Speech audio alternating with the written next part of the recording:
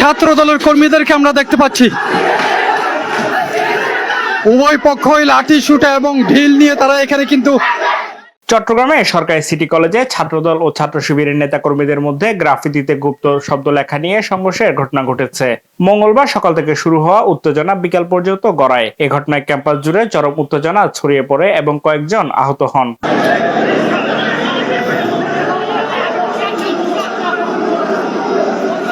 জানা যায় কলেজ ক্যাম্পাসের একটি ভবনের দেয়ালে জুলাই আগস্টের একটি গ্রাফিতিতে ছাত্র রাজনীতি ও ছাত্রলীগ মুক্ত ক্যাম্পাস লেখা ছিল। পরবর্তীতে কলেজ শাখা ছাত্র দলের একদল নেতাকর্মী ওই গ্রাফিতিতে ছাত্র শব্দটি মুছে দিয়ে তার স্থলে গুপ্ত শব্দটি লিখে দেন। এই ঘটনার একটি ভিডিও সামাজিক যোগাযোগ মাধ্যমে এক ছাত্রদল নেতা তার ব্যক্তিগত আইডিতে প্রকাশ করলে বিষয়টি দ্রুত ছড়িয়ে পড়ে এবং দুই পক্ষের মধ্যে উত্তেজনা সৃষ্টি হয়। প্রত্যক্ষদর্শীরা জানান মঙ্গলবার সকাল থেকে দুই সংগঠনের নেতাকর্মীদের মধ্যে উত্তেজনা বিরাজ করছিল। দুপুর 12টার পর থেকে উভয় পক্ষ ক্যাম্পাসে মুখোমুখি অবস্থান নিয়ে পাল্টাপাল্টি স্লোগান দিতে থাকে। এক পর্যায়ে পরিস্থিতি উত্তপ্ত হয়ে ধাওয়া পাল্টা ধাওয়ার ঘটনাও ঘটে। প্রায় ঘণ্টাখানেক ধরে চলা এই উত্তেজনার পর উভয় পক্ষ সংঘর্ষে জড়িয়ে পড়ে এবং ইট পাটকেল নিক্ষেপ করে। এতে কয়েকজন আহত হন। সাধারণ শিক্ষার্থীরা একটা গুপ্ত শব্দটা লিখছে, গুপ্ত শব্দ লেখা নিয়ে শিবিরের গুপ্ত রাজনীতি, গুপ্ত হামলার শিকার সাধারণ শিক্ষার্থী সহ আমাদের ছাত্র দলের আমি, আমার যুগ্ম আহ্বায়ক ইসমাইল, নাজিম, মিরাজ সহ অনেকেই হামলা শিকার। স্বামী অপারেশন থিয়েটার আছে। ওরা এই এলাকায় যত জামাত শিবির নেতাকর্মী আছে সবাইকে নিয়ে, সব টোকাইদেরকেও নিয়েও বেশি অস্ত্র নিয়ে আমাদেরকে অতর্কিত হামলা করে। আমাদের 8-10 জন ছেলে গুরুতর আহত। আমি সকালবেলা প্রতিদিনের মতো ক্লাস করতেছি। ক্লাস থেকে না আমি দেখতেছি আমার জুনিয়র ছোট ভাইদেরকে জামাত শিবির হামলা করতেছে, মারতেছে।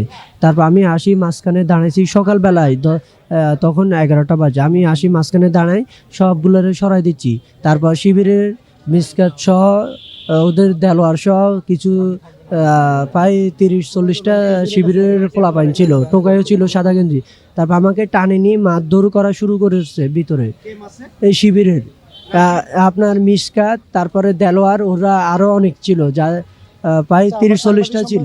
এ বিষয়ে কলেজের অধ্যক্ষ আবু সালেহ মোহাম্মদ নঈমুদ্দিন বলেন, দুই পক্ষের মধ্যে সংঘর্ষের ঘটনা ঘটেছে। শুরুতে শিক্ষকরা পরিস্থিতি নিয়ন্ত্রণে আনার চেষ্টা করেন, পরে পুলিশ এসে পরিস্থিতি স্বাভাবিক করে। তো গতকাল ছাত্র কথাটা কেটে দিয়ে ওখানে গুপ্ত লিখেছে। এটা নিয়ে রাত্রে ফেসবুকে বিভিন্ন লেখালেখি হয়েছে। এখন এক পক্ষ আরেক পক্ষকে দোষারোপ করছে যে গালাগালি করেছে ফেসবুকে। এটা আমাদের কানে আসছে সকালবেলা, হচ্ছে এরকম। এটা তখন আমরা সাথে সাথে ওদেরকে নিবৃত্ত করার চেষ্টা করেছি এবং তারপরে ঘটনা তো আপনারা জানেন। শৃঙ্খলা বাহিনীর পাশাপাশি বিশেষ করে রাজনৈতিক নেতৃবৃন্দ যারা আছে, যারা রাজনীতি করেন এবং ছাত্র সংগঠন যারা করেন, তাদের সকলের প্রতি আহ্বান আছে এই ক্যাম্পাসটাকে যেন শিক্ষার পরিবেশ উপযোগী রাখতে তারা ভূমিকা রাখে। ঘটনার পরপরই উভয় সংগঠনের নেতৃবৃন্দ একে অপরকে দায়ী করে বক্তব্য দেন। হামলার তীব্র নিন্দা ও প্রতিবাদ জানাই। কোন ক্রিয়াশীল ছাত্র সংগঠন এ ধরনের কোন কর্মকাণ্ড করতে পারে বলে আমরা মনে প্রাণে বিশ্বাস করি না। বাস্তবিক করতে জামাত শিবিরের তাদের যে অতীত ইতিহাস, তাদের যে রক কাটার ইতিহাস, সেই ইতিহাসে পুনরাবৃত্তি ঘটাচ্ছে তারা। বাংলাদেশ জাতীয়তাবাদী ছাত্র দলের ও তাদের বহিরাগতদের বর্বর হামলার শিকার হন। উপস্থিত অধ্যক্ষ, উপাধ্যক্ষ ও উপস্থিত শিক্ষকদের আঘাত করার মতো ন্যাক্কারজনক কাজ করছে। শিক্ষাঙ্গন হলো জ্ঞান চর্চা, নৈতিকতা ও মানবিক মূল্যবোধ গঠনের স্থান। এখানে সহিংসতার কোনো স্থান নাই। এ ধরনের হামলা শুধু ব্যক্তি নয়, সমগ্র শিক্ষা ব্যবস্থার উপর আঘাত হানে, আমাদের সমাজকে অস্থিতিশীল করে তোলে। আমরা অনতিবিলম্বে দোষীদের সুষ্ঠু তদন্তের ব্যাপারে তদন্তের মাধ্যমে চিহ্নিত করে আইনের আওতায় এনে দৃষ্টান্তমূলক শাস্তির দাবি জানাই। এদিকে বুধবার কলেজ ক্যাম্পাসে থমথমে পরিস্থিতি বিরাজ করেছে। নিয়মিত ক্লাস ও পরীক্ষা কার্যক্রম বন্ধ থাকলেও মাস্টার দ্বিতীয় বর্ষ এবং জাতীয় বিশ্ববিদ্যালয়ের ডিগ্রি পরীক্ষা চলমান থেকেছে।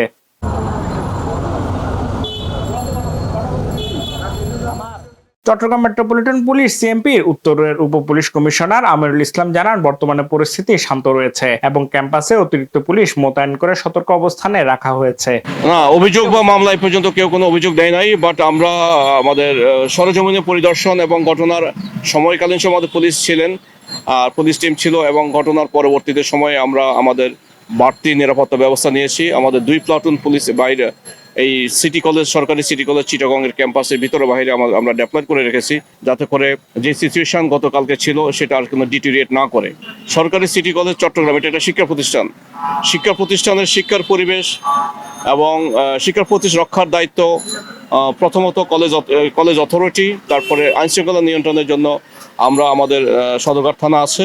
আর এখানে যদি শিক্ষার পরিবেশ বিঘ্নকারী সে যেই হোক না কেন, আমরা তাদের বিরুদ্ধে আইনানুগ ব্যবস্থা নেব। Shafayet Morshed, news day 24।